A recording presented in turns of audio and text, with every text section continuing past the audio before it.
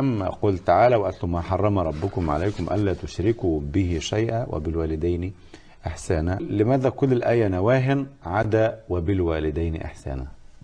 هذا سؤاله. هي الآية يعني ألا تشركوا به شيئا وبالوالدين إحسانا فعلا، ولا تقتلوا أولادكم من إملاق، ولا تقربوا الفواحش، ولا تقتلوا النفس هكذا. هي هذه المفسرة. يعني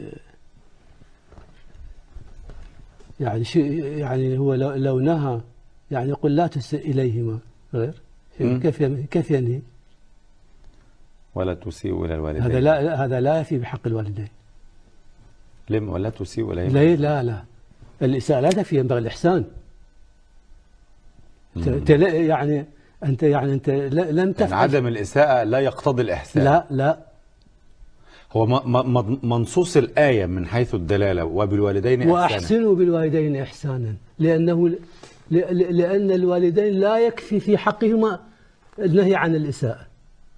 الإساءة إليهما هذا أمر يعني مفروض. هذا لا يكفي، وإنما عدم الإساءة والإحسان إليهما واجب. يعني عدم الإساءة في حق أو الأمر بعدم الإساءة هذا أمر مفروغ منه هذا، لكن هذا لا يكفي عند الله. طب هو بالوالدين إحسانا ماذا؟ مفعول مطلق، وأحسن بالوالدين إحسانا. الفعل محذوف طبعا. ولذلك لاحظ القرآن كله. نعم. كل القرآن لم ينهى، وإنما يقول وبالوالدين إحسانا. لم ينهى.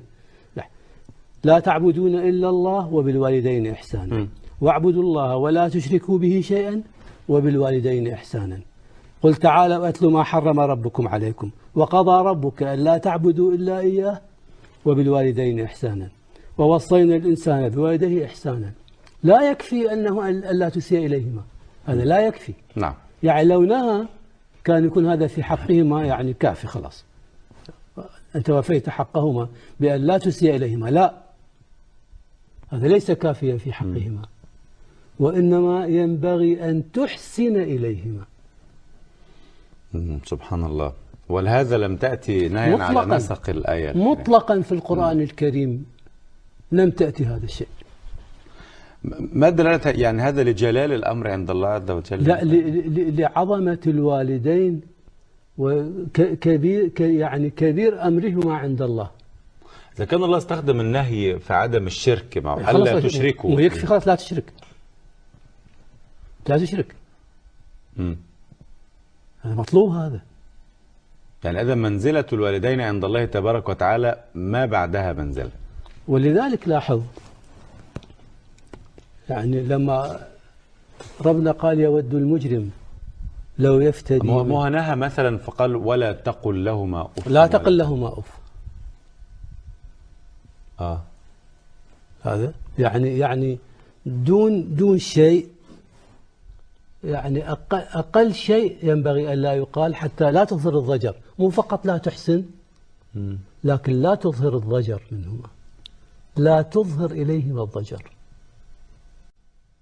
سبحان الله. لاحظ يعني حتى ربنا لما ذكر يود المجرم لو يفتدي من عذاب يومئذ ببنيه وصاحبته وأخيه وهكذا. نعم.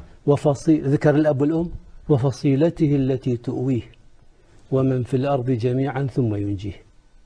ذكر الأب؟ لا. بينما في عبس في الحلقة الماضية يوم يفر المرء من أخيه، هذا فرار من فرار من أمه وأبيه ذكر الأم والأب. نعم صحيح. لكن لاحظ بالفداء يود المجرم لو يفتدي من عذاب يومئذ. يفتدي من العذاب بأي شيء يفتدي؟ هو يفتدي نفسه من عذاب. فيبد أن يقدم شيئا مكانه. بمن يفتدي؟ ذكر يود بمن يفتدي نفسه؟ أيوة، ببنيه. يود المجرم يقدم بنيه بدلا منه. طيب. يود المجرم لو يفتدي من عذاب يومئذ ببنيه وصاحبته زوجته وأخيه وأخوه وفصيلته التي تؤويه، العشيرة مثلا. نعم. ومن في الأرض جميعا ثم ينجيه. ذكر أمه وأبيه؟ لا. لماذا؟ ما يستطيع يقدمهما ليفتدي بهما نفسه. لماذا؟ لأن ذلك سيغضب ربه.